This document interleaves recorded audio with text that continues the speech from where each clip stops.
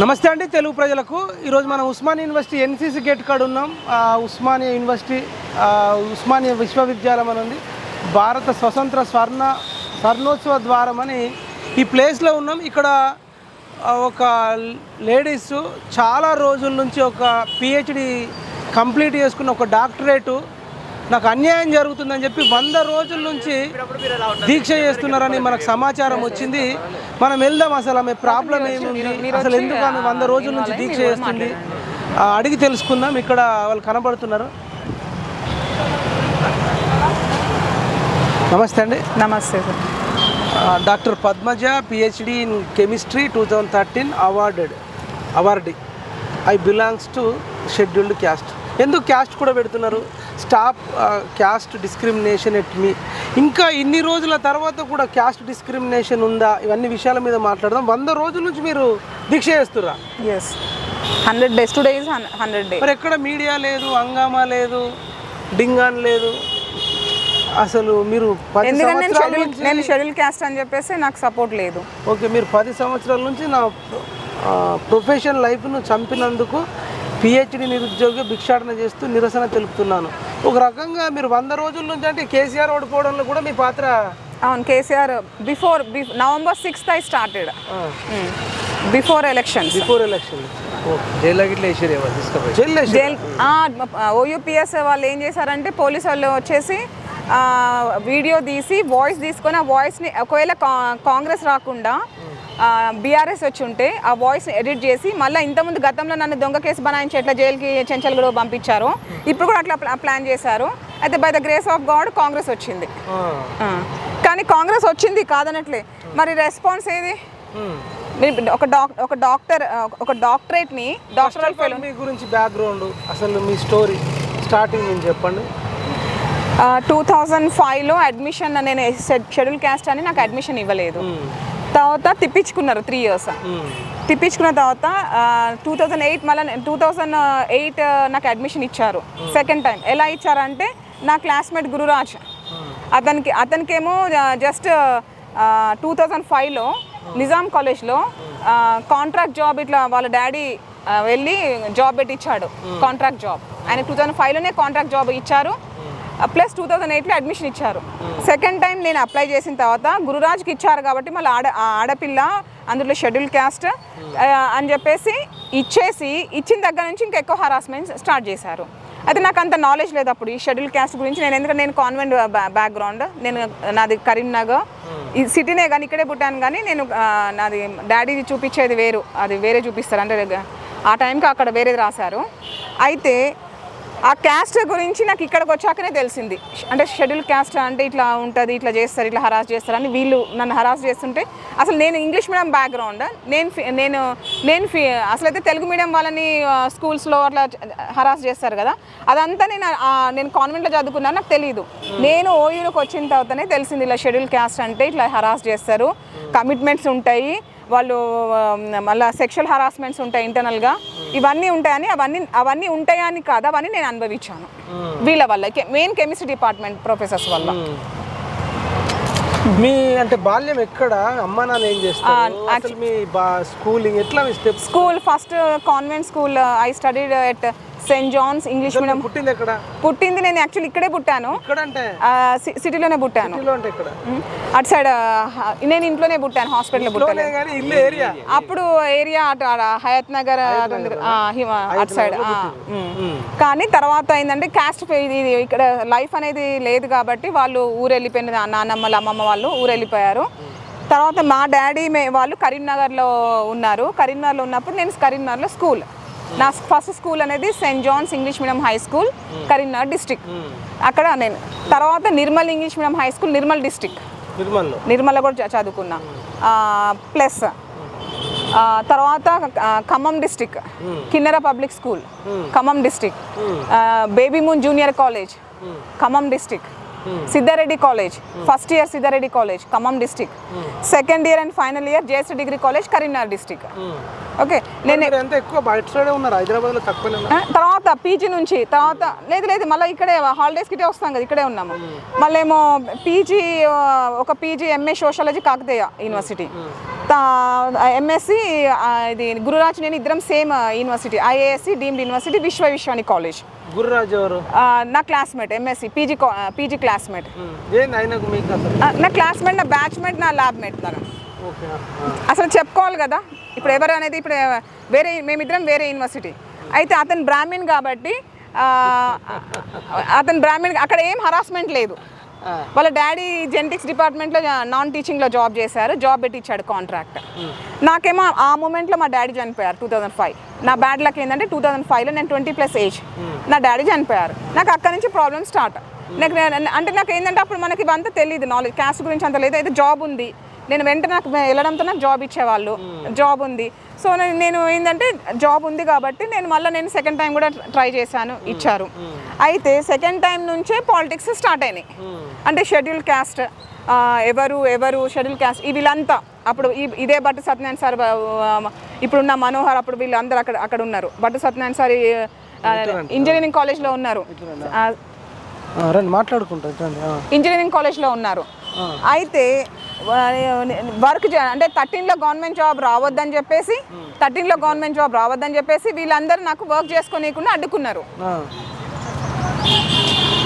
అసలు నాకు ఇంత చెప్తున్నా స్టోరీ కన్ఫ్యూజే ఉంది. ఒక బాగా క్రిటికల్ సినిమా చూసినట్టే ఉంది, కానీ నాకు అర్థం కావట్లేదు అసలు మీకు పిహెచ్డి ఎట్లా ఎంటర్ అయ్యారు, అసలు మీ ప్రాబ్లం ఏంటి? పిహెచ్డి మనకు అప్పుడు 2000 అప్పట్లో అడ్మిషన్స్ ఎలా అంటే పిహెచ్డి అప్పుడు అడ్మిషన్స్ ఏ విధంగా అంటే విత్ నేను నాన్ నెట్ కాబట్టి I speak about non NET, I don't speak about CSIR ఉన్న వాళ్ళు we can CSIR fellowship we can women because నేను women, so I speak about women only. CSIR fellowship women చూడండి 2005 నుంచి ఇప్పటి వరకు మీరు లిస్ట్ తీయండి ఎంతమందికి సిఎస్ఆర్ ఫెలోషిప్ ఉంది ఉమెన్లో? లేదు. అంటే ఉన్న వాళ్ళు ఒకరిద్దరు కూడా వీ కెన్ కౌంట్ 10 మెంబర్స్లో ఒకరికే ఉంది. అంటే మిగతా 9 మెంబర్స్ నాన్ నెట్టే కదా వాళ్ళంతా. కాదు మీరు పీజీ ఎక్కడ చేసారు మళ్ళీ ఒకసారి చెప్పండి. PG Vishwavishwani college. ఏంది సబ్జెక్ట్ అన్నారు? MSc organic chemistry. ఒక కెమిస్ట్రీ చేసారా, ఇంకొక వేరే పీజీ లాంటిది ఏమైనా చేసారా? MA sociology Kakatiya university. Sociology చేసిన అన్నారు. ఎందుకు చేశానంటే యాక్చువల్గా సోషాలజీ నాకు చేయాల్సిన అవసరం లేదు, కానీ కాకతీయ యూనివర్సిటీ నా డిగ్రీ అయిపోయాక కాకతీయ యూనివర్సిటీలో నాకు ఫ్రీ సీట్ వచ్చింది. నేను ఎంట్రన్స్ రాశాను, ఫ్రీ సీట్ వచ్చింది. నా డాడీ మదర్ నన్ను ఇంటర్వ్యూకి తీసుకెళ్లారు కాకతీయ యూనివర్సిటీ. అయితే తీసుకెళ్ళినప్పుడు అసలు సోషాలజీ ఎందుకు పోయారు? తర్వాత వినండి, ఫస్ట్ డిగ్రీ అయిపోయాక నేను ఎంట్రన్స్ ఎంఎస్సి కాకతీయ యూనివర్సిటీలో ఎంఎస్సి ఎంట్రన్స్ రాశాను అడ్మిషన్ గురించి, ఎంఎస్సి అడ్మిషన్ రావాలని. నేను క్వాలిఫై అయ్యాను. మాకు ఇంటర్వ్యూకి పిలిచారు కాకతీయ యూనివర్సిటీ, ఫ్రీ సీట్ వచ్చింది. అయితే ఫ్రీ సీట్కి మనం మదర్ ఫాదర్ నేను ముగ్గురం వెళ్ళాము. అయితే ఫ్రీ సీట్ని అక్కడ ఏం చేశారంటే మాకు దక్కాల్సిన ఫ్రీ సీట్ అక్కడి నుంచే నాకు ఇంజస్టిస్ స్టార్ట్ అయింది. నాకు తెలియదు, అప్పుడు చిన్నగా ఉన్నా కదా. ఈ షెడ్యూల్ క్యాస్ట్ ఆ ఫ్రీ సీట్ని వాళ్ళు అమ్ముకున్నారు. మనము అప్పుడు 500 రూపీస్ ఉండే ఫ్రీ సీట్, 500 రూపీస్ ఉండే అప్పుడు అడ్మిషన్. మనం 500 రూపీస్ కట్టాలి. అయితే అక్కడ 3 మెంబర్స్ 1:3లో ఆ 1 అడ్మిషన్కి 3 మెంబర్స్లో నాకే మెరిట్ ఉంది. అయితే మీ మెరిట్ మీకే ఉంది, మీ అమ్మాయికే వస్తుందని చెప్పేసి మా డాడీతోని వాళ్ళు ఒక అబ్బాయి ఒక అమ్మాయి ఉండే ఇంకొకరు. అయితే వాళ్ళు మా డాడీతో డిస్కషన్ చేశారు. అయితే లోపలికి పోయిన తర్వాత మొత్తం మార్చేసిండ్రు. ఆ ఫ్రీ సీట్ని నాకు ఫ్రీ ఇవ్వకుండా దక్కనియకుండా నీకు ప్రైవేట్ కాలేజ్, ఇప్పుడు మనకి ఇంకా వేరే నిజాం కాలేజ్ ఎట్లా ఇక్కడ నిజాం అట్లా ఇంకేదో ఒక వేరే కాలేజ్లో ఇన్ఆర్గానిక్ ఇస్తామనేసరికి నేను వద్దని చెప్పాను మా డాడీకి. నేను ఆర్గానిక్ అంటే ఇంట్రెస్ట్. సంవత్సరం ఇది 1997. అప్పుడే 1997 కాకతీయ యూనివర్సిటీలో నా ఫ్రీ సీట్ నేను కోల్పోయాను బికాస్ ఆఫ్ వైస్ ఛాన్సలర్. అప్పుడున్న వైస్ ఛాన్సలర్ అతన్ని తీసేసి పద్మావతి అనే మేడంని వీసీగా చేశారు. అయితే అక్కడ నుంచి నాకు కొంచెం డిసప్పాయింట్ అనేది స్టార్ట్ అయింది. అయితే మా డాడీ ఏమన్నారంటే నువ్వు డిసప్పాయింట్ అవ్వద్దు, నువ్వు మరి అక్కడ ఇప్పుడు నిజాం కాలేజ్ ఇలా ఉన్నాయి కదా, అక్కడ కూడా అట్లా నీకు అక్కడ అంటున్నావు కాబట్టి ఖాళీగా ఉండొద్దు, నువ్వు సోషాలజీ, నువ్వు ఇంగ్లీష్ లిటరేచర్ అన్న ఎంఏ ఇంగ్లీష్ లిటరేచర్ అన్న ఎంఏ సోషాలజీ అన్న నువ్వు చూస్ చేసుకోమని నేను ఎంఏ సోషాలజీ చూస్ చేసుకున్నా. అది చేసిన తర్వాత నేను ఎంఎస్సి ఆర్గానిక్ కెమిస్ట్రీ ఈ విశ్వవిశ్వాని కాలేజ్ నుంచి చేశాను. డాడీ లాస్ట్కి 2005 government degree college retired principal. Government junior lecturer job ఉండే గవర్నమెంట్ డిగ్రీ లెక్చరర్. అమ్మ మదర్ హౌస్ వైఫ్. ఇప్పుడు మీకు అప్పుడు కాకతీయ యూనివర్సిటీలో అన్యాయం జరిగింది 1997లో 1997లో. మళ్ళీ ఇప్పుడు ఉస్మాన్ యూనివర్సిటీలో ఎప్పుడు పిహెచ్డి అడ్మిషన్ వేసారు, పీజీ ఎప్పుడు వేసారు? 2005లో అడ్మిషన్ వేసాను, నాకు ఇవ్వలేదు. ఎంఎస్సి సారీ పిహెచ్డి కెమిస్ట్రీ ఎక్కడ అయిపోయింది మరి మీది PG? Vishweshwari college, that is affiliation to IASc deemed university. ఎప్పుడు అయిపోయింది, ఏ ఇయర్లో? 2005లో ఇది అయిపోయింది. సోషియాలజీ ఏమో అంతకు ముందు అయిపోయింది, అంత 1999 ఎంఏ. 2005లో మీకు అయిపోయిన తర్వాత మీరు ఎప్పుడు పిహెచ్డి అడ్మిషన్? వెంటనే అప్పుడే వేసాను, చూసి అప్పుడు సెట్ క్వాలిఫైరా మీరు? అప్పుడు అట్లా లేకుండే, సెట్ కూడా ఏం లేదు అప్పుడు. జస్ట్ ఏంటంటే అప్పుడు అడ్మిషన్స్ అప్పుడు ఎలా ఇచ్చారు, అట్లా ఏం లేకుండా అడ్మిషన్స్ ఎలా ఇచ్చారంటే మొత్తం అన్నిట్లా ఒక ఏమంటారు ఏదో లైక్ ఒక షీప్స్ అన్నిటిని ఇట్లా పంపించేస్తారు చూడండి. I want say one example. అట్లా అడ్మిషన్ చేశారు అప్పుడు. ఏంటంటే మన ఓయూ ఇక్కడ నాకు తెలిసింది ఏంటంటే ఎంట్రన్స్ తీసేశారు. ఎంట్రన్స్ పెడితే మన ఓయూ వాళ్ళు క్వాలిఫై అవ్వట్లేదు, సెంట్రల్ యూనివర్సిటీ వాళ్ళు క్వాలిఫై అవుతున్నారు, అందుకని ఎంట్రన్స్ తీసేశారని తెలిసింది. నాకు తెలియదు యాక్చువల్గా అది. పీజీ మార్క్స్ ప్రకారం తీసుకున్నారు. నాకు మెరిట్ మీదనే, నాకు మెరిట్ లేకపోతే నాకు అడ్మిషన్ ఇవ్వరు కదా, నేను వేరే యూనివర్సిటీ ఎంఎస్సీ కదా, వేరే నాకు అడ్మిషన్ రాదు. అయితే అప్పుడు ఏంటంటే గైడ్ ఇష్టం ఉండే. అయితే గైడ్ ఏమన్నాడంటే నా సర్వీస్లో, నా 40 years సర్వీస్లో ఒక ఎస్సీ అమ్మాయి సబ్జెక్ట్ అంటే ఇంట్రెస్ట్, రీసెర్చ్ అంటే ఇంట్రెస్ట్, వేరే వాళ్ళంతా కమర్షియల్. ఎగ్జాంపుల్ పార్థసారథి ఇప్పుడు హెట్రోడ్రగ్స్ పెట్టుకున్నాడు పార్థసారథి. అట్లా బిజినెస్ ఓరియంటెడ్ బిజినెస్ మైండ్ లేదు నీకు సబ్జెక్ట్ మీద ఇంట్రెస్ట్, రీసెర్చ్ మీద ఇంట్రెస్ట్ ఉంది, నీలాంటి వాళ్ళు కూడా షైన్ అవ్వాలి సొసైటీలో, ఇదే యూనివర్సిటీలో జాబ్ చేయాలి, నేను తీసుకుంటానని నాకు అడ్మిషన్ ఇచ్చాడు. 5లో అతను సిగ్నేచర్ పెట్టాడు. వీళ్ళు నాకు కెమిస్ట్రీ వాళ్ళు రాకుండా అడ్డుకున్నారు. 5లో అడ్మిషన్ కూడా అడ్డుకున్నారు. 8లో మళ్ళీ సెకండ్ టైం అప్లై చేశా. అప్పుడు కూడా అడ్డుకున్నారు. నేను ఇంటర్వ్యూ అన్ని ఫేస్ చేశాను అన్ని. కానీ అక్కడ నాకు అడ్మిషన్ ఎందుకు వచ్చింది అంటే నాకేమైనా ఈ అమ్మాయి ముందే అక్కడ లోపల డిస్కషన్ అయింది. అప్పుడు ఫిజిక్స్ ప్రొఫెసర్ డీన్ ఉండే, అతను ఒక బ్రాహ్మణ్, అతను ఐ వాంట్ సేవ్ ఎందుకంటే క్లియర్గా. అయితే వాళ్ళు డిస్కషన్ అయింది, ఈ అమ్మాయి 5లోనే అప్లై చేసింది, ఇవ్వలేదు, గురురాజ్కి ఇచ్చినప్పుడు మనం ఈ అమ్మాయికి కూడా ఇవ్వాలి కదా అని చెప్పేసి నాకు అప్పుడు మళ్ళీ స్పెషల్గా 126 ఫస్ట్ లిస్ట్, నాది ఫస్ట్ లిస్ట్లో లేదు చూడండి, మళ్ళీ నాకు స్పెషల్గా ఆర్డర్. పిహెచ్డి కోసం 3 years వెయిట్ చేశాను 5 నుంచి 8 వరకు. ఆ గ్యాప్లో ఏం చేశారు? ఆ గ్యాప్లో జాబ్ చేశాను. I worked as junior and degree college lecturer Mumtaz Malakpet, Mumtaz junior and degree college లెక్చరర్గా చేశాను. టీచింగ్ అంటే ప్యాషన్? టీచింగ్ అంటే ఎస్ నాకు ఇష్టం. రీసెర్చ్ ఆల్సో, ఎందుకంటే నేను ఇంటర్ నుంచి 10th నుంచి నాకు చాలా ఇష్టము. ఆ ఇష్టంని వీళ్ళు అందరు చంపేస్తున్నారు. 2008లో మీకు అడ్మిషన్ వచ్చిన తర్వాత ఇప్పుడు మీరు 2013లో అవార్డు అయ్యారు. 13 అవార్డు అంటే 5 years పట్టింది. 5 years పట్టలేదు, దాంట్లో 3 years నాకు అడ్డుకున్నారు, వర్క్ చేయనీయకుండా అవార్డు వచ్చింది. కానీ 2 years నేను 3 years నాకు వర్క్ చేయనీయకుండా ఈ ప్రొఫెసర్స్ అంతా కెమిస్ట్రీలో ఉన్న వాళ్ళు ఇబ్బంది చేశారు. నాకు వర్క్ చేసుకొని నువ్వు వెళ్ళిపో అని చాలా హరాస్ చేశారు. ఎందుకంటే కమిట్మెంట్స్ మనకు తెలియదు కానీ ఇష్టం. అప్పుడు అడ్మిషన్ చెప్పాను కదా, అప్పుడు అడ్మిషన్ వాళ్ళకి మీరు గైడ్ అనుకోండి, మీకు ఇష్టమైతేనే అడ్మిషన్, మిగతా వాళ్ళకి కూడా ఇష్టం కావాలి. అంటే మీరు మళ్ళీ అక్కడ చెప్పాలి కదా, అంటే వాళ్ళందరికీ ఇష్టమైతేనే అడ్మిషన్ అట్లా. అయితే నాకు ఫిజిక్స్ ప్రొఫెసర్ వల్లనే అడ్మిషన్ వచ్చింది. అప్పుడు డీన్ ఉండే. నా guide professor CH Anjaneyulu sir. ఇప్పుడు రిటైర్ అయ్యిందా సార్? 2015లో రిటైర్డ్ అయ్యారు సార్. మంచిగా ఉంటాడా మీతో? అప్పుడు వాళ్ళు అట్లా నేను 20+ ఏజ్, నాకు ఏం నాలెడ్జ్ లేదు. ఈ అవార్డు రాకముందు సంగతి అని చెప్తున్నా. 20+, 30+ నాకు అవార్డు అయింది. 34 years నాకు అవార్డు వచ్చేసింది. 33 years. అయితే మనం ముందు నుంచి ఇంట్లో ఉండి బయటకు వచ్చి, ఇంట్లో మదర్ చాలా స్ట్రిక్ట్. అసలైతే బ్రాహ్మిన్స్ వాళ్ళని ముట్టారు వీళ్ళని ముట్టారు అని అప్పట్లో నేను విన్నాను. కానీ మా మదర్ ఏంటంటే ఆడపిల్ల హరాస్ చేస్తారని చెప్పేసి ఎవరితోని సడన్ ఏజ్, నా టీనేజ్ ఏజ్లో ఈవెన్ నా బాయ్స్తో కూడా మాట్లాడనీయలేదు. టీనేజ్ ఏజ్ నా లైఫ్, ఆ టీనేజ్ వరకు.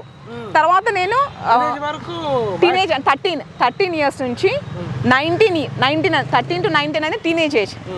ఆ ఏజ్ గ్యాప్లో నన్ను బాయ్స్తో మాట్లాడనీయలేదు ఇంట్లో. ఎందుకంటే వేరే ఒక గర్ల్స్ని ఇట్లా చిన్నపిల్లల్ని ఇట్లా చేస్తారని చెప్పేసి అస్సలు రిలేటివ్స్తో మాట్లాడనీయలేదు, బయట బాయ్స్తో లేదు. నేను మాట్లాడకుండా ఉన్నాను, మాట్లాడనీయలేదు. తమ్ముడు మా స్కూల్కి వెళ్ళిపోతాం కదా, మనం కాలేజ్కి వెళ్తాం. ఏం లేదు, మార్నింగ్ 5 o'clock లేసి పని చేసి నేను కాలేజ్కి వెళ్ళేదాన్ని. నాకు యంగర్ బ్రదర్సే ఉన్నారు, అన్నలు లేరు నాకు. మీ టీనేజ్లో ఎవరితో మాట్లాడలేదంటారు? నేను మాట్లాడలేదు టీనేజ్ బయట వాళ్ళతోని, బయట అబ్బాయిలతో నేను మాట్లాడలేదు, మగవాళ్ళతోనే నేను మాట్లాడలేదు, మా ఇంట్లో మాట్లాడనీయలేదు. మదర్ నాకు ఎందుకంటే అక్క నాకు మరి చిత్రమైన స్టోరీ ఉంది కదా సబ్జెక్ట్ మాట్లాడనీయలేదు. మదర్ అంతా స్ట్రిక్ట్ గా పెంచారు. మీరు నమ్మకపోతే మా మదర్తో మాట్లాడుతుంది. ఎంత దైవ భక్తి ఎక్కువ, ఆమె దైవం గురించే మాట్లాడుతుంది. Okay, subject come to the our subject. అయితే 13లో అవార్డ్ అయిపోయింది కదా. అవార్డ్ కాదు, చాలా ఒక ఒక డేంజరస్గానే అంటే లైఫ్ ఎదిగిరు అంటున్నా, అంటే బాగా రిస్ట్రిక్షన్ల మధ్యలో మీరు పెరిగిరు. రెస్ట్రిక్షన్స్ ఎస్ కొంచెం ఇంకా బయట. తర్వాత నేను జాబ్ చేస్తున్నప్పుడు బయట అందరితో మనం కూడా చూస్తాం కదా అందరూ.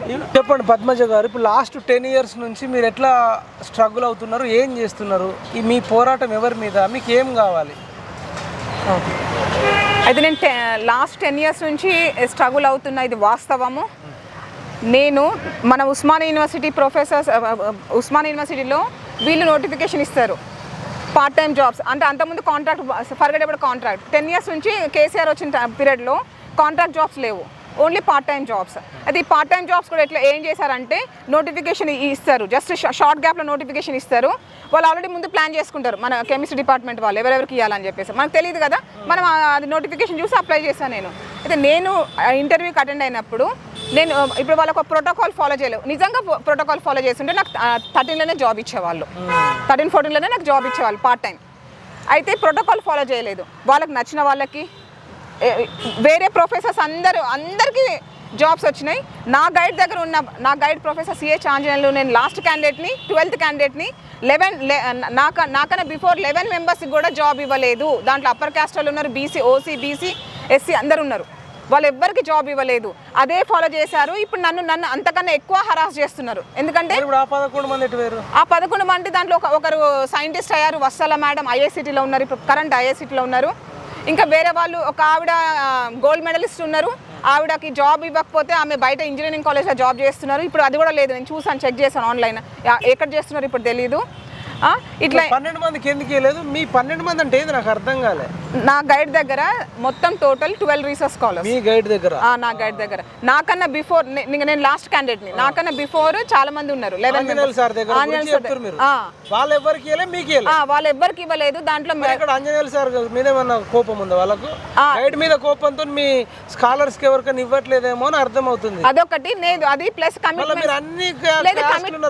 లేదు. వినండి, మళ్ళీ క్యాస్ట్ కమిట్మెంట్స్ గురించి, ఇది ఇంటర్నల్ గా కమిట్మెంట్స్ గురించి. నువ్వు వాళ్ళతో ఉంటేనే నీకు జాబ్. నువ్వు అయ్యా ప్రొఫెసర్స్, అవును గాడ్, నేనేమంటారు భగవద్గీత మీద ప్రమాణం చేసి చెప్తున్నా, వీళ్ళు కమిట్మెంట్స్ గురించి నేను అబద్ధం చెప్పాల్సిన అవసరం లేదు. నేను నాకు స్కూల్ కాలేజెస్లో ఎక్కడ ఇట్లా హరాస్మెంట్ లేదు, ఎవరు సార్స్ నన్ను ఇట్లా హరాస్ చేయలేదు. ఇక్కడ మాత్రం నేను అది ఫేస్ చేసిందే నేను చెప్తున్నాను కమిట్మెంట్స్ గురించి.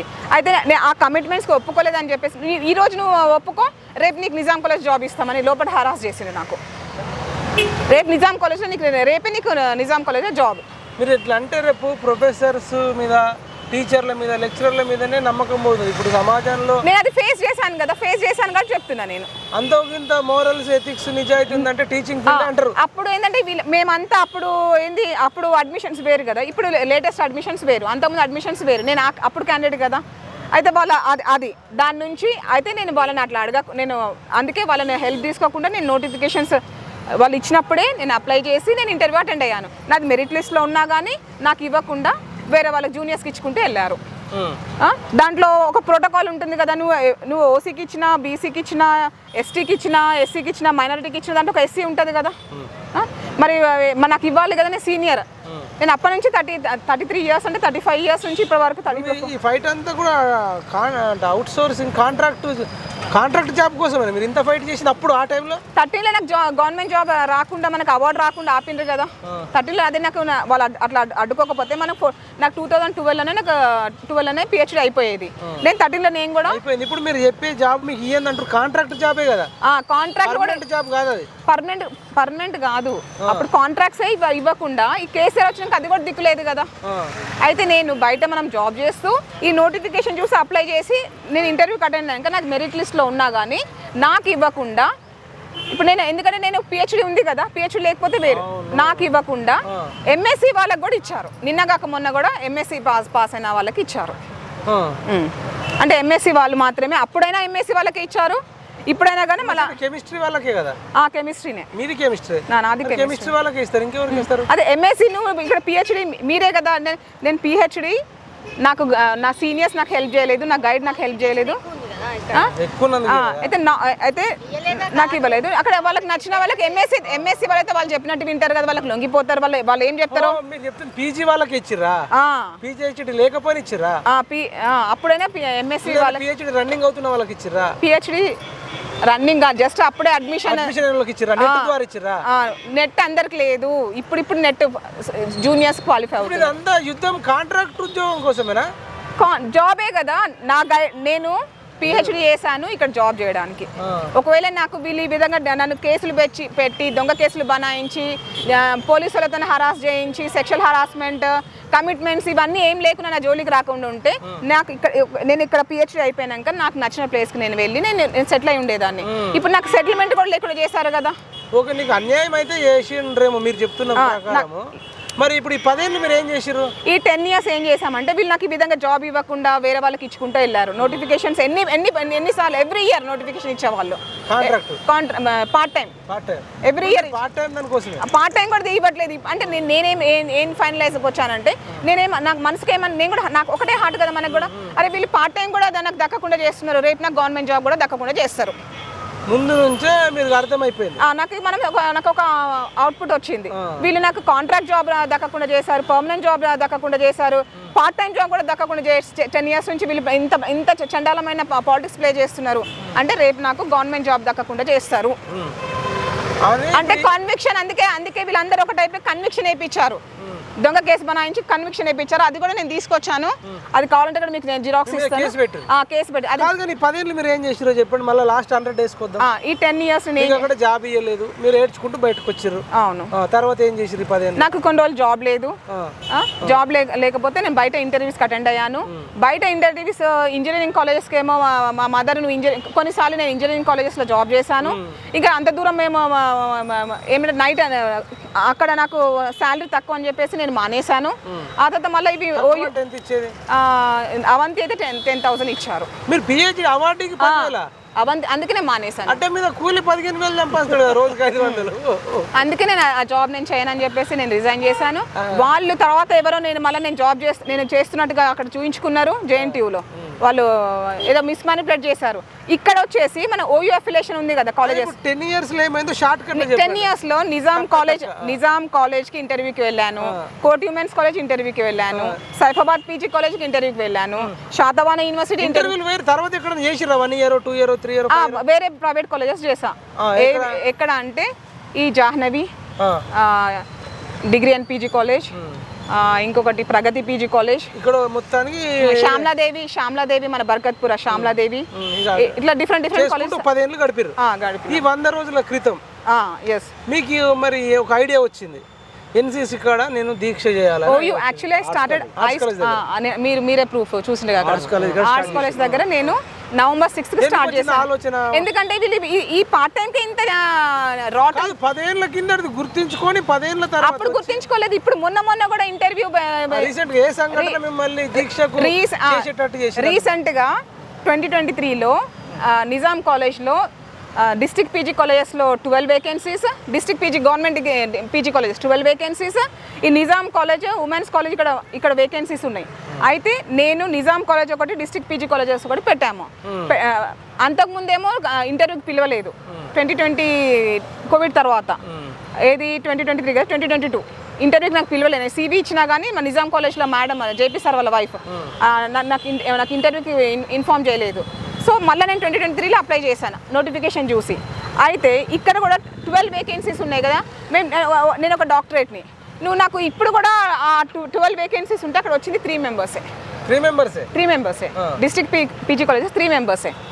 నిజాం కాలేజ్లో ఏమో మొత్తము నిజాం కాలేజ్ కూడా 3 మెంబర్సే. అయితే అక్కడ ఒక ముస్లింకి ఇచ్చాడు, ఒక అమ్మాయి ఎంఎస్సీ పాస్ అయిన ఆమెకి ఇచ్చారు, నాకు ఇవ్వలేదు. ఈ 12 వేకెన్సీస్ ఉన్న డిస్ట్రిక్ట్ పీజీ కాలేజ్లో కూడా నాకు ఇవ్వలేదు. ఇంకో అబ్బాయికి ఏమో ఒకటే ఫోన్లు చేసి అతను జాయిన్ అయ్యే వరకు అతనికి ఒకటే ఫోన్లు చేశారట, మీకు మాత్రం నాకు చేయలేదు. అయితే ఇది నాకు బాధ అనిపించేసి అంతే కదా, మనసుకు మనకు వాళ్ళు నన్ను గాయపరుస్తున్నారు. ఈ విధంగా ఈ పిహెచ్డీ చేస్తే దానికి ఒక వాల్యూ లేకుండా, ఆ డాక్టరేట్ డిగ్రీకి ఒక విలువ లేకుండా, క్యాస్ట్ ఒకటి కమిట్మెంట్స్ గురించి వీళ్ళు అప్పటి నుంచి అదే స్టోరీ నడుపుతున్నారు అనే బాధ అనిపించి అంటే ఈ సమస్య యాక్చువల్గా నాకు ఇది బాధ అనిపించి ఇది సొసైటీలో మన ఇండియాలో ఇప్పుడు మేము ఎస్సీ కాబట్టి 15% ఉంది కదా, వేరే వాళ్ళు కూడా ఇట్లా ఇండియా లెవెల్లో వేరే వాళ్ళు కూడా మనకి వేరే డిఫరెంట్ స్టేట్స్ ఉన్నాయి కదా ఇండియాలో, వేరే వాళ్ళు కూడా ఇట్లాంటి ప్రాబ్లం ఫేస్ చేయొద్దు అని చెప్పేసి నేను డిసైడ్ అయిపోయి ఇది మళ్ళీ పబ్లిక్లోకి తెలియాలని చెప్పేసి నాకు జరుగుతున్న అన్యాయం వేరే వాళ్ళకి జరగొద్దని 15% రిజర్వేషన్ ఉంది, ఎవరు అనుభవిస్తున్నారు, ఒక ప్రోటోకాల్ లేదు, ఏం లేదు. అందుకని వేరే అమ్మాయిలకి వేరే అబ్బాయిలకి కూడా ఇలాంటిది నష్టం జరగొద్దు అని చెప్పేసి నేను November 6th, 2023 మన కేసీఆర్ టైంలోనే నేను, ఎందుకంటే అక్కడ ఆయనని ఓడగొట్టడానికి ఓడిపోకుండా మళ్ళీ ఏదో ప్లాన్ చేసిండ్రు కదా, నేను కూడా నాది కూడా పాత్ర ఉంది. నేను అక్కడ కూర్చున్నాను, ఎంత ఎండ, వి కెనాట్ సిట్, అక్కడ చూసిండ్రు కదా ఎండలో ఇట్లా కూర్చొని నాకు ఎంత బాధ, నేను బాధతో కూర్చున్నా. ఆ బాధతో ఏడుపు కూడా చూడండి ఎట్లా అది న్యాచురల్గా ఎట్లా వస్తుందో, ఏడ్చాను కూడా చూడండి ఆ వీడియో. అట్లా బాధతో చాలా దుఃఖం వచ్చింది. 10 years నుంచి వీళ్ళు ఇట్లా చేశారు, ప్రోటోకాల్ ఫాలో చేయకుండా 15 years నుంచి ఒక షెడ్యూల్ క్యాస్ట్ అమ్మాయిని, అది నాకు ఫాదర్ లేరు, 20+ ఏజ్ నా డాడీ చనిపోయిండు, నేను ఎక్కడెక్కడో జాబ్స్కి వీళ్ళ వల్ల నేను ఎక్కడో చేవెళ్ళకి వెళ్ళాను, వీళ్ళ వల్ల ఎక్కడో గుంతపల్లి అవంతి ఇంజనీరింగ్ కాలేజ్కి వెళ్ళాను. ఎక్కడ నాకు ప్రాపర్ శాలరీ లేదు, ఇంత చదువుకొని కూడా ప్రాపర్ శాలరీ లేదు, అడుక్కునే వాళ్ళని అయ్యాం. ఎగ్జాంపుల్ అది మీరు అంటున్నారు, ఇప్పుడు ఆమె ఆంధ్ర ఆమె ఎక్కడెక్కడో నేను ఒక వీడియో చూశాను, ఇది నాన్ వెజ్ అమ్ముతుంది ఆంటీ, ఏంటి నాన్ వెజ్ అమ్మే ఆమెకి రెస్పాండ్ అయ్యింది రేవంత్ రెడ్డి, కుమారి ఆంటీ ఆమెకి రెస్పాండ్ అయ్యి ఏదో వాళ్ళు లివర్ అమ్ముకుంటున్నారు కదా, 1000 రూపీస్కి లివర్ అమ్ముతున్నారు. ఇక్కడ పిహెచ్డీ చేసిన వాళ్ళకి కనీసం 10,000 శాలరీ దిక్కులేదు. ఇది మరి ఇంజస్టిస్ కదా, మరి ఏం చేసుకోవాలి? డిగ్రీలు ఇప్పటిదాకా రేవంత్ రెడ్డి లేదు, 100 days అవుతుంది, ఈ రోజుకి 100 days ప్రజాపాలన అని చెప్తారు వాళ్ళు, లేదు ఎవరు రెస్పాండ్ అవ్వాలి, కాంగ్రెస్ వాళ్ళు రెస్పాండ్ అవ్వాలి. పడిపోయిన అధికారంలో లేని బీఆర్ఎస్ వాళ్ళ ఎవరికి నేను కనిపించట్లేదు, కాంగ్రెస్కి కనిపించట్లేదు, బీజేపీకి కనిపించట్లేదు. ఇది చాలా సాగు నోట్లో తలకాయ పెట్టినన్నాడు. మరి మీ దీక్ష కోసం మరి ఇన్ని మీ ఛానల్స్ లో వచ్చాయి, చాలా 10 రోజులు దీక్ష చేసినందుకే నేను సాగు నోట్లో తలకాయ పెట్టినట్టు, మీరు 100 రోజుల నుంచి దీక్ష చేస్తారు కదా. మరి అయితే ఇది ఓకే అట్లా అయితే ఆర్ట్స్ కాలేజ్ దగ్గర పోలీస్ వాళ్ళు వచ్చేసి అదే ఎలక్షన్స్ బిఫోర్ పోలీస్ వాళ్ళు వచ్చి నన్ను హరాస్ చేసి వాయిస్ తీసుకొని ఒకవేళ మళ్ళీ ఇప్పుడు బీఆర్ఎస్ వచ్చి ఉంటే నా వాయిస్ ఎడిట్ చేసి నన్ను జైలుకి పంపించేవాళ్ళు పోలీస్ వాళ్ళు. అయితే అక్కడ మనది ఏంటంటే కాంగ్రెస్ గవర్నమెంట్ వచ్చింది. అయితే అప్పుడు ఆ పోలీసు వాళ్ళు అట్లా హరాస్ చేస్తున్నప్పుడు మనకి అశోక్ అన్న వచ్చేసి పోలీస్ స్టేషన్ తీసుకెళ్లారు. ఓయూపీఎస్ అశోక్ అన్న వచ్చి నువ్వు ప్రొటెస్ట్ చేయొద్దు, ఇక్కడ నువ్వు నిరుద్యోగ భిక్షాటన అయితే బయట చేసుకో, ఓయిలో చేయొద్దు, నువ్వు అంతే కదా నిరుద్యోగ భిక్షాటన నేను కూడా అక్కడ చేశాను, ఎందుకంటే నేను ఇక్కడ లోకల్లోనే ఉన్నా కాబట్టి నేను ఎక్కడికి పోవాలి? ఇప్పుడు నేను బయట ఎక్కడైనా చేస్తే నాకు డేంజర్ కదా, నువ్వు ఇంత చదువుకొని నీకు సిగ్గుశరం ఉందా, నువ్వు భిక్షాటన చేస్తావా అని. నేను మరి ఓయిలో కంప్లీట్ నాకు హరాస్మెంట్ ఇక్కడే కదా, నాకు జాబ్ లేకుండా చేస్తున్న కెమిస్ట్రీ డిపార్ట్మెంట్ ప్రొఫెసర్స్ ఇక్కడే ఉన్నారు కాబట్టి నాకు అక్కడ కూర్చుంటే అది డార్క్ ప్లేస్, కెమిస్ట్రీ డిపార్ట్మెంట్ దగ్గర ఎవరు చూడరు, ఆర్ట్స్ కాలేజ్ అని రైట్ ప్లేస్, అక్కడ కూర్చొని నేను స్టార్ట్ చేశాను ఒక్కదాన్ని. అయితే అప్పుడు నాకు సపోర్ట్గా పోలీస్ స్టేషన్కి వచ్చి పోలీస్ వాళ్ళతో మాట్లాడి మీరు చెప్పండి అది చెప్పండి. ఇప్పుడు పద్మజ గారు 100 రోజుల ప్రోగ్రాంలో ఫస్ట్ రోజు నుంచి నేను తనకు సపోర్ట్గా ఉన్నాను. తనను ఓయూ దగ్గర నిరాదీక్ష చేస్తూ భిక్షాటన చేస్తున్నప్పుడు నువ్వు అంటే ఇక్కడ ఈ స్టూడెంట్ కాదు, నువ్వు ఇక్కడ చేయకూడదు, లేదా ధర్నా చౌక్లో చేయని చెప్పేసి పోలీసు వాళ్ళు అరెస్ట్ చేసి ఆ డిఎస్పీ మన తర్వాత సిఐ వీళ్ళంతా ఈమెకు కేసు పెడతామన్నప్పుడు నేను రిక్వెస్ట్ చేసి సరే బయట చేసుకుంటుందా అని చెప్పేసి ఆమెకు ఆత్మస్థైర్యం కోసం అని చెప్పి అంత సెకండ్స్లో ఫ్రాక్షన్ ఆఫ్ సెకండ్లో నేను అక్కడ పోలీసు పరిచయం కాదు, ఒక ఆడబిడ్డనే వచ్చినాయి చూసి మీరు నేను కాన్స్టిట్యూషన్ ఇంప్లిమెంట్ చేయాలని ఒక ఉద్యమం చేస్తున్నా. ఆడబిడ్డ ఎవరైనా మన భారతదేశంలోనే ఎవరైనా మగవాళ్ళైనా ఆడవాళ్ళైనా జెండర్ ఈక్వాలిటీ అనేది ఉండాలి. ఆర్టికల్ 15 ప్రకారం ఎవరు కులం మతం వర్గం ప్రాంతం భేదం లేకుండా ఉండాలనే ఉద్దేశంలో తను చేస్తున్న ఎండలో చాలా ఘోరంగా గొడుగు ఇట్లా లేదు, గొడుగు టెంట్ లేదు. ఆ ఆర్ట్స్ కాలేజ్ ముందల మెట్ల ముందర ఎర్ర టెండలు కూర్చున్నప్పుడు బాధపడి నా చెల్లెనో నా తల్లినో అనుకొని నేను తనకు సపోర్ట్ చేసుకుంటూ ఉంటున్నప్పుడు ఒకరోజు అచానక్ ఏమైనా అరెస్ట్ చేసి లోపల కూర్చోబెట్టాం. కేసులు పెడదామని డిసైడ్ అయ్యి జైలుకి ఏమైనా పంపిరా? జైలు పంపిద్దామని కూడా అన్నారు. సిఐ ఉండి నువ్వు చెప్పినందుకు లాస్ట్గా నేను లాస్ట్ రిక్వెస్ట్ చేసినందుకు ఇది తీసుకుంటాను, జైలు పంపిద్దామని ఆల్రెడీ రాస్తారు. ఎఫ్ఐఆర్ కూడా రెడీ అవుతుంది. అవుతున్నప్పుడు ఒక ఆడపిల్లకి లాస్ట్ ఇవ్వండి సార్, ఇప్పుడు గవర్నమెంట్ అటో ఇటో ఉన్నది, మరి మీరు ఆ గవర్నమెంట్కి ఎందుకు మీరు సామూలుకుంటారు, ఆడపిల్లకి చేసుకొని ఇవ్వాలి కదా, అధికారం ఉంది కదా. నేను అంటే లేదు నువ్వు ధర్నా చౌక్ తీసుకోలేదంటే నీ మీద ఆమె కేసు అయిందంటే రిక్వెస్ట్ చేసి బయటకు తీసుకొచ్చిన. ఆ రోజు చాలా బాధపడ్డది. ఆత్మస్థైర్యం ఇట్లా నేను ఇచ్చి బయటకు తీసుకొచ్చి ఇక్కడ కూర్చోబెట్టి ఇక్కడ చేస్తుంది. 100 రోజుల నుంచి చేసుకుంటే చాలా ఘోరం. ఈమెను ఎవరికి మీడియా రాదు. ఫస్ట్ నేను మీడియా తీసుకొచ్చిన, నాకు తెలిసిన వాళ్ళు ఎవరెవరు ఉంటారు ఫ్రెండ్స్, వాళ్ళు వచ్చి మీడియా ద్వారా ఫోకస్ చేయడం. ఆమెకి ఎవరు అట్లా పోయేటోట్ల 100 రూపాయలు 10 రూపాయలు 20 రూపాయలు ఆడుకునే పరిస్థితి. పిహెచ్డి చేసి ఫ్లెక్సీలో కూడా గూగుల్ పే ఫోన్ పే అని పెట్టింది. పిహెచ్డి చేసి ఆడుకుంటున్నారంటే మన భారతదేశంలో రాజ్యాంగం ఏ విధంగా ఉంది, విద్యా విధానం ఏముంది, క్యాష్ ఏ విధంగా ఉన్నది అనేది మనకు అర్థమవుతుంది. ఆమె తప్పులు చేసినా ఒప్పులు చేసిన తర్వాత ఆమెకున్న క్వాలిఫికేషన్ తగ్గట్టు ఆడపిల్లకు మనకు ఆర్టికల్ 14 లేకుంటే అందరూ సమానం అంటారు. సమానం ఏది? ఈమె కింద తక్కువ ఉన్న వాళ్ళకు ఎంఎస్ఏ ఉన్న వాళ్ళకి ఉద్యోగం ఇస్తున్నావు, పిహెచ్డి చేసిన అవార్డు వాళ్ళకి ఇవ్వట్లేవంటే నువ్వు అది ఏదైనా పర్సనల్ ఉంటే పర్సనలే ఉంచుకోండి. ఎవరో ఒకరి మీద కోపంతో ఈమెకు జాబ్ ఇవ్వకుండా ఎట్లా న్యాయం అవుతుంది? భారతదేశ రాజ్యాంగం ఎట్లా అమలు అవుతుంది? నేను కాదని అంటున్నాను. భారత రాజ్యాంగంలో ఏటిగా ఇంప్లిమెంట్ కావట్లే. ఇది ఒక మనువాదమే, ఈక్వల్ టు మనువాదంలో నేను ఏమంటున్నా, క్యాస్ట్కి మీరు ఏది లేకుండా చేయాలంటే నరేంద్ర మోడీ గారిని ఏమంటున్నంటే క్యాస్ట్ ఉండొద్దు, మతం ఉండొద్దు, ఏది ఉండొద్దు, మనుషులని గుర్తించాడు. ఒక మనిషి అని ఒక మతమే పెట్టమంటున్నా. మీ అందరం సమానం చేయమంటున్నా. కొట్టుకొని చంపుకొని మతం పేరు మీద మనుషులను చంపడం కాదు, మతం కోసం మతం తీసేసి మనుషులను బతికించాలంటున్నా. నేను ఒక మానవవాదిగా ప్రజాస్వామ్యవాదిగా మాట్లాడుతున్నా. ఇప్పుడు ఈమెకి ఏం న్యాయం చేయమంటారు? ఈమె క్వాలిఫికేషన్ దగ్గర ఈమె ఏదో గవర్నమెంట్ జాబ్కి ఇట్లా అడుగుతలే. మన భారత రాజ్యాంగం ప్రకారం 20 సంవత్సరాలు దాటిన వాళ్ళకి క్వాలిఫికేషన్ సంబంధం లేకుండా ఏదో ఒక నైపుణ్యమో ఏదో ఒకటి ఇచ్చి వాళ్ళకి ప్రభుత్వ ఉద్యోగం ఇవ్వాలి. ప్రభుత్వ ఉద్యోగం ఇవ్వకుండా ఆమె కనీసం కాంట్రాక్ట్ ఉద్యోగం ఇట్లా అడుగుతలే, టెంపరీ ఉద్యోగం అడుగుతుంది బతకడానికి. ఇంకా నువ్వు బతికే వాళ్ళకి రోడ్డు మీద బతికే వాళ్ళనేమో రోడ్డు మీద ఉండకుండా చేస్తావు, కనీసం రోడ్డు మీద కూర్చొని నిరాహార దీక్ష అది కూడా చేయకుండా ఉన్నావు. ఇప్పుడు ఆమె ఏదో ఆంటీ ఉంది కదా, కుమారి ఆంటీ, వాళ్ళకు రోడ్డు మీద కూర్చుంటే వాళ్ళకి సపోర్ట్ ఇచ్చినావు. వేరే వాళ్ళు చిన్న చిన్న తోపుడు బండ్ల వాళ్ళని తీసుకొని జైలు వేస్తాం, అయితే వాళ్ళ మీద కేసులు పెట్టి ఎవ్రీ మంత్ వాళ్ళని కలెక్షన్లు వసూలు చేస్తాం. మరి ఇప్పుడు ఈమె రోడ్డు మీదనే ఉంది కదా, ఈమె రోడ్డు మీద బతకొద్దా? ఆమె గౌరవంగా బతకాలి కదా. భారతదేశ మనకు ఈమెకు పౌరసత్వం ఉంది కదా, పౌరసత్వం అంటే ఈ భూమి మీద హక్కు ఉంటుంది కదా, ఈ వనరుల మీద హక్కు ఉంటుంది కదా, ఈ యొక్క సంపద మీద హక్కు ఉంటుంది కదా. ఈ హక్కుని ఈమెకు రాదా? ఈమెకు ఇవ్వకూడదా? 1% ఉన్న వాళ్ళందరూ కలిసి మేనేజ్ చేసి తీసుకుపోయి బహుళ జాతి కంపెనీలలో తీసుకుపోయి వేస్తున్నాం. ఒకప్పుడే గింజలు లేకుండా జంతువులని, ఆవులని, బర్రెలు అన్నింటినీ యజ్ఞం పేరు మీద కాల్చేసినాం. ఇప్పుడేమో వచ్చిన డబ్బు అంతా ఇప్పుడు అన్ని వేల కోట్లు బడ్జెట్ అని చూపెడుతున్నావు. అది ఎవరు నిరుద్యోగులు ఇంత యువత చాలా మంది ఉందంటే. ఎస్సీలకు ఎంతనో 1000 కోట్ల పర్సెంటేజ్ ఉంది. ఆ 1000 కోట్లలో ఇప్పుడు మీకు ఇస్తున్నారు, అట్లా అప్లై చేసి టెంపరీ ఉద్యోగం దాదాపు నాకు తెలిసి ఒక 30,000 కోట్లు 20,000 కోట్లు ఎస్సీ అని పెట్టిరన్న. ఇప్పుడు ఇచ్చేటుంటే మరి ఈ స్కీమ్లు ఇస్తారా? మాట వరుసకు పెడతారు. గత 10 ఏళ్ళు కూడా ఇట్లనే ఎస్సీలకు 10,000 కోట్లు 20,000 కోట్లు. కరెంట్ కూడా ఇప్పుడు నాకు వైట్ రేషన్ కార్డ్ అప్లై చేశాను నేను, ఎందుకంటే నాకు ఏం లేదు, ఇల్లు కూడా అసలు ఏం లేదు, ఉండడం ఎంత ఇబ్బందిగా ఉంది. White ration card apply. ఇప్పుడు ఏమంటున్నారు, గ్యాస్కి వైట్ రేషన్ కార్డు ఉండాలి, కరెంట్కి వైట్ రేషన్ కార్డు ఉండాలి. మనకి ఇప్పుడు చెప్పండి, గ్యాస్కి వైట్ రేషన్ కార్డు ఉండాలి, మళ్ళీ ఇంకోటి ఏంటి కరెంట్. మరి ఇప్పుడు నేను కరెంట్ బిల్ అవన్నీ ఎట్లా కట్టాలి? నేను మీరు వీళ్ళు ఇంత చదువుకొని నాకు తినడానికి అన్నమే దిక్కు లేదు. మరి కరెంట్ 6 గ్యారెంటీస్ కింద ఇల్లు ఇచ్చి ఏం లేదు ఇస్తే ఓకేనా? తీసుకుంటారా?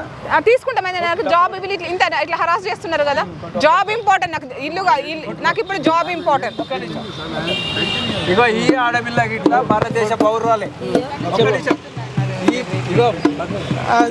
ఈ తల్లిది చేసే ముందు ఇది కన్క్లూడ్ చేద్దాం.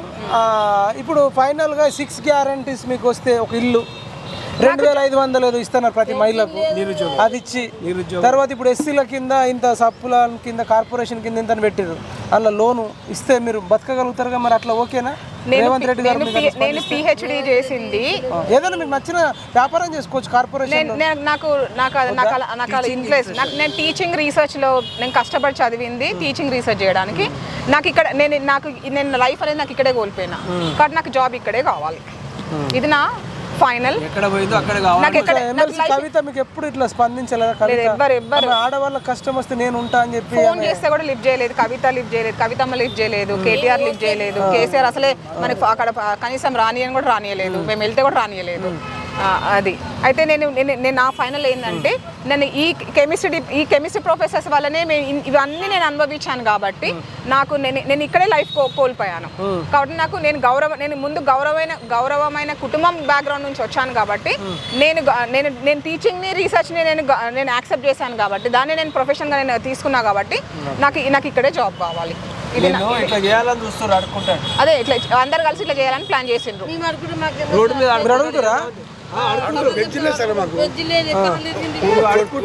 కేసీఆర్ మీకు అన్ని ఇస్తున్నాడు కదా. సరే అండి, పద్మజ గారిది అయితే ఈ స్టోరీ వింటుంటే కూడా పాపం ఇద్దరు వచ్చిర్రు, వీళ్ళకి కూడా పెన్షన్ లేవట.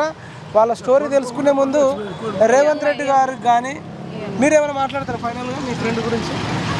నేను ఈవిడ్ని వాకింగ్కి వెళ్తూ చూస్తే ఒక బ్యానర్ పట్టుకొని నించుని ఉన్నారు ఒక రోజు. అయితే ఏమైంది అని అడిగితే షీ టోల్డ్ హర్ స్టోరీ. నేను ఇలా పిహెచ్డి గ్రాడ్యుయేట్, నాకు ఇలా జరిగింది. And she also got physically abused with she also had that physical అబ్యూస్మెంట్, mental అబ్యూస్మెంట్, marriage failure. అది చాలా విషయాలు చెప్పినప్పుడు ఐ థాట్ ఒక ఉమెన్ సొసైటీలో చదువుకుని ఉన్నప్పుడు she has all her rights to live properly.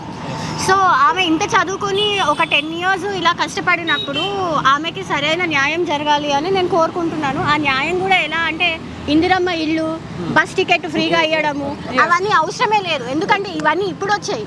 ఇది వరకు కూడా women we all travelled in buses ఎక్కడైనా కూడా మేము ట్రావెల్ చేయగలిగాము. మేము చదువుకున్నప్పుడు మేము ఒకళ్ళని కొట్టగలుగుతాము, ఒకళ్ళని ప్రేమించగలుగుతాము. సో అవన్నీ మాకు వద్దు. What she needs is she's educated. ఆమె ఎడ్యుకేటెడ్ ఉన్నప్పుడు, ఆమెకు ఒక డిగ్రీ ఉన్నప్పుడు నువ్వు ఇచ్చే ఫ్రీ హౌస్ నాకు వద్దు. ఈమెకి కూడా అవసరం లేదు. ఈమె కట్టుకుంటుంది, ఈమె జాబ్ చేసుకుంటే ఈమె ఇల్లు కట్టుకోలేదా? సో ఇలాంటి పాలసీలు, చీర ఇవ్వడాలు, ఇల్లులు ఇవ్వడాలు, కిట్టులు ఇవ్వడాలు కాదు. ఈమె చదువుకున్నందుకు పెళ్లి చేసుకుంటే తులం బంగారం ఇస్తారట, ₹1,00,000 డబ్బు. అదే అంటున్నా. ఇప్పుడు అది ఎవరికి అవసరమో వాళ్ళకి ఇవ్వాలి. ఈవిడకి ఇప్పుడు చదువు ఉంది, కాళ్ళు చేతులు బాగున్నాయి, she's beautiful, she can marry again. ఆమె లైఫ్ ఆమె బతకాలి అని కోరుకుంటున్నప్పుడు గవర్నమెంట్ ఇచ్చే దాని మీద ఆశపడడం ఆమెకి ఇష్టం లేదని నేను తెలుసుకున్నాను ఇప్పుడు ఈ కాన్వర్సేషన్లో. కాబట్టి ఆవిడకి ఉద్యోగం కావాలి. ఆవిడ ఎందులో అయితే ఒక స్కిల్ ప్రదర్శించి ఒక డిగ్రీ సంపాదించిందో ఆ డిగ్రీకి అనుగుణంగా అండ్ ఎవరెవరైతే ఆమెను హింసించారో irrespective of the caste system, irrespective of the caste system వాళ్ళు కిందకి రావాలి, వచ్చి సారీ చెప్పి జాబ్ ఇవ్వాలి. ఇప్పుడు మీరు are highlighting on the point temporary job కాదు. ఏదైనా కూడా ఫస్ట్ ఒక గేట్, అది టెంపరీ జాబ్ అనేది ఒక ఎంట్రీ. ఇప్పుడు సినిమా ఇండస్ట్రీలో వచ్చిన వాళ్ళందరూ హీరో అయిపోరు, అది ఒక ఛాన్స్. సో ఈ టెంపరీ జాబ్ అనేది కూడా ఒక ఛాన్స్. ఆమె పర్ఫార్మెన్స్ బాగుంటే అది పర్మనెంట్ అవుతుంది. మీరు చెప్తారా ఈరోజు అది పర్మనెంట్ అవుతుందా అవదా అని? అండ్ నాకు వచ్చిన ఒక క్వశ్చన్ ఏంటంటే why there is no ombudsmen office కానీ ఒక హెచ్ఆర్ సిస్టమ్ ఎందుకు లేదు గవర్నమెంట్లో? ఇలాంటి అన్యాయాలు జరిగినప్పుడు సీసీ కెమెరాలు ఎందుకు లేవు? ఒక క్లాస్ రూమ్లో మన ఇద్దరి మధ్య ఒక కాన్వర్సేషన్ జరిగినప్పుడు అది నేను నిజం చెప్తానో అబద్ధం చెప్తానో అది ఒక సీసీ కెమెరా ఎందుకు ఉండట్లేదు? అవేర్నెస్ ఎందుకు పెంచట్లేదు? ఉమెన్ సపోర్ట్ ఎందుకు లేదు సొసైటీలో? ఒక అమ్మాయి వచ్చి ఎందుకు మాట్లాడలేకపోతుంది ఇవన్నీ విషయాలు? ఎందుకు వెళ్ళిపోతున్నారు అందరూ అలా అనుకుంటే ఎవరు బాగుపడలేరు సొసైటీలో. So somebody has to come forward. Especially ఈవిడ ఎవరెవరినైతే మెన్షన్ చేశారో పేర్లు, ఆ ప్రొఫెసర్లు వాళ్ళ తప్పులు తెలుసుకోవాలి ఫస్ట్. అందరికీ ఉమెన్ చాలా స్ట్రాంగ్ ఉండాలి, మాట్లాడేయాలి. మళ్ళీ మాట్లాడితే ఒప్పుకోరు, గట్టిగా మాట్లాడాలి. నీ ఇంట్లో మాట్లాడితే ఒప్పుకో, బయట వాళ్ళని చూసి అరే భలే మాట్లాడింది ఆ అమ్మాయి అనుకుంటావు, మాట్లాడినావు ఎందుకు? వై? సో ఎవరైతే ఈ అమ్మాయికి హర్ట్ చేశారో ఫిజికల్గా మెంటల్గా వాళ్ళ తప్పు తెలుసుకొని వచ్చి ఒక మంచి రెస్పెక్ట్ఫుల్గా ఆమె పొజిషన్ ఆమెకి ఇవ్వాలి. ఎందుకంటే షీఈస్ ఇంట్రెస్టెడ్ ఇన్ టీచింగ్. ఇలాంటి వాళ్ళు ఏమంటారంటే ఇంట్రెస్ట్ ఉన్న వాళ్ళే ఒక జాబ్ని బాగా చేయగలుగుతారు. ఏదో వచ్చిందిలే చేద్దాంలే అనుకుంటే రిలేటివ్ ఏం కాదు, కాదు రెండు కాదు కాదు. నేను ఓయూలో వర్క్ చేసినప్పుడు వెళ్తూ ఉంటే నేను చూసాను బ్యానర్. సో యాక్చువల్లీ మీరు వర్క్ చేస్తారా ఓయూలో? నేను వర్క్ చేయను. నేను వాకింగ్ చేసినప్పుడు అటు వెళ్తుంటే చూసాను. సో నాకు ఎందుకు నేను ఈ బ్యానర్ చూడడానికి కూడా రీజన్ ఏంటి అంటే షీ మెన్షన్స్ కాస్ట్ డిస్క్రిమినేషన్. అది చాలా తప్పు. First of all institution Osmania university ఇది ఇల్లు కాదు, ఇది గవర్నమెంట్ ఇన్స్టిట్యూషన్. వాళ్ళంతా ఎంప్లాయీగా ఉండరు, టీచర్గా ఉండకుండా రూల్స్ ని బ్రేక్ చేసేసి ఇష్టం వచ్చినట్టుగా లైఫ్ ని అసాసినేట్ చేస్తామంటే మరి నాకు కూడా పేరెంట్స్ ఉన్నారు కదా, ఒక పెద్ద family background. I tell you, even though she's ST or SC, I'm sorry, SC, she's talking very nice English. Don't you think her background is better? ఏది ఎవరికి అవసరమో గవర్నమెంట్ అది చేయాలి. మీకు అర్థమవుతుందా? నాకు ఆకలిస్తే అన్నం పెట్టాలి. నువ్వు నాకు డబ్బులు ఇస్తే నేను ఏం చేస్తాను? నాకు డబ్బులు అన్నం అవ్వదు. నాకు ఆకలి వేస్తే నువ్వు ఫస్ట్ ఎయిడ్ చేయాలి. ఇప్పుడు ఈవిడికి ఏంటి అవసరం? ఇల్లు, చీరలు, కిట్టులు కాదు. She needs justice. అది చెయ్యండి ఫస్ట్. అది చేస్తే దెన్ అది ఎవరిని ఎలా స్పందించినా కూడా అవుట్పుట్ అనేది జస్టిస్ కావాలి. And I will definitely support. అంటే వీళ్ళు ఇంకా నేను డన్ మై మాస్టర్స్. నేను అమెజాన్లో ఒక 1 year వర్క్ చేశాను. తర్వాత ఇప్పుడు ఎయిర్టెల్లో వర్క్ చేశాను ఒక 3 months. నాకు నచ్చలేదు. సో రీసెంట్గా రిజైన్ చేశాను. సో ఈ రిజైన్ చేసిన టైంలో ఫిట్నెస్ మీద ఫోకస్ చేద్దాము, కొంతకాలం వేరే జాబ్ వెతికే మధ్యలో ఒక 10-15 days రిలాక్స్ అయ్యి వర్క్ చేద్దాము అనే టైంలో I seen her. I met her last week. ఒక కరెక్ట్గా 6th-7th day అంతే. When she told her story I felt so sorry for the women. ఎందుకంటే ఇక్కడ ఎండలో నించొని ఎవరెవరో చూస్తారు మనని. And post Covid, pre Covid అని కాదు, కానీ ఇంతమంది మనుషుల్లో ఎవరికి ఏముంది అనేది తెలీదు. అది మరి అట్లా ఒక మెడికల్గా తను మళ్ళీ సిక్ అవుతే పొద్దున 9 నుంచి రాత్రి ఎండలో, చెట్టు కింద, మట్టిలో అవసరం లేదు అంత చదువుకొని వాళ్ళకి. So you have to consider these things. అంటే ఏదో ఒక ఏమంటారు జాలి అని కాదు. Whatever she deserves and desires she need to get that. అంతే. Thank you. ఇదండి, మాకు జస్టిస్ చేయండి, న్యాయం చేయండి. స్కూటీలు, బంగారాలు, లేదంటే ఫ్రీ బస్సులు, అన్నము, 5 రూపాయల భోజనం ఇది కాదంటారు. నిజంగా ఇట్లాంటి వాళ్ళతో పిలిచి మాట్లాడాలని, ఆమెకు ఏదైతే అర్హత ఉందో దానికి సంబంధించి అవసరం అనుకుంటే ఇంటర్వ్యూ చేయండి. అందులో కాంపిటీషన్ ఎంత ఉందో తెలుసుకోండి. గతంలో ఎందుకు తప్పు జరిగిందో తెలుసుకోండి. నిజంగా మీకు చెప్పిన మాటల్లో నిజం ఉందని తెలిస్తే కనుక ఖచ్చితంగా న్యాయం చేయాలని మా పిఎంఆర్ టీవీ ఛానల్ నుంచి కోరుకుంటున్నాం. మేమైతే మీతో ఉంటామండి. కొంచెం ధైర్యంగా ఉండండి.